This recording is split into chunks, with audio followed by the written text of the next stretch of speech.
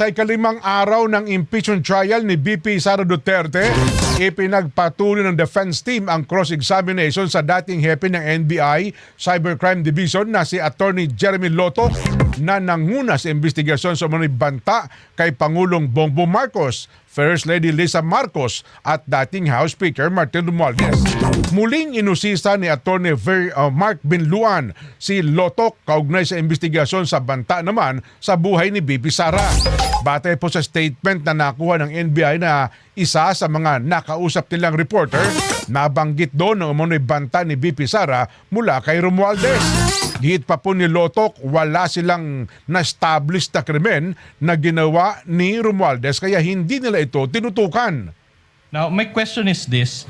Did you issue a subpoena against Speaker Martin Romualdez, former Speaker Martin Romualdez? Did you issue a subpoena? Kay Speaker Romualdez, sir? Yes. Kasi, ba't ako mag-issue ng subpoena? Wala pa kaming sufficient na... So you did not issue? Hindi kami nag-issue, All right. sir. So, in other words, for VP Sara, you issued not just one but two subpoenas.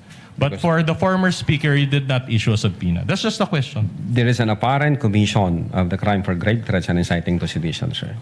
I see. So, for this particular portion, you just turned a blind eye and did not issue. Your Honor, the reason why we issued a letter noong November 22 is to ask the Vice President kung ano ho yung facts and circumstances dyan sa issue na yan.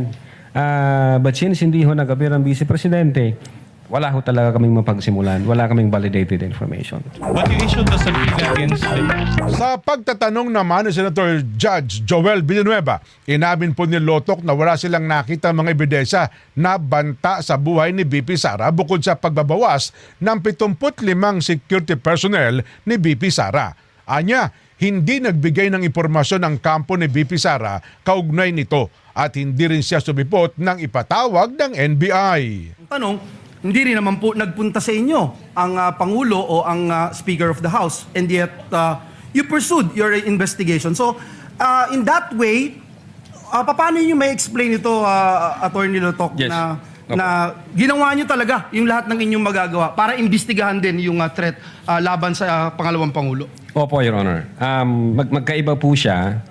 Yung grave threats na inatter ng Vice President against the President, apparent po siya, Your Honor. Nakita po namin.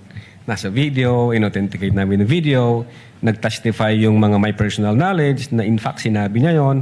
So, malinaw ho na nag-exist yung utterances na yon that qualifies the crime of grave threats. Dito ho, sa threat ng Vice Presidente, wala ho kaming ganong same na information na nakuha.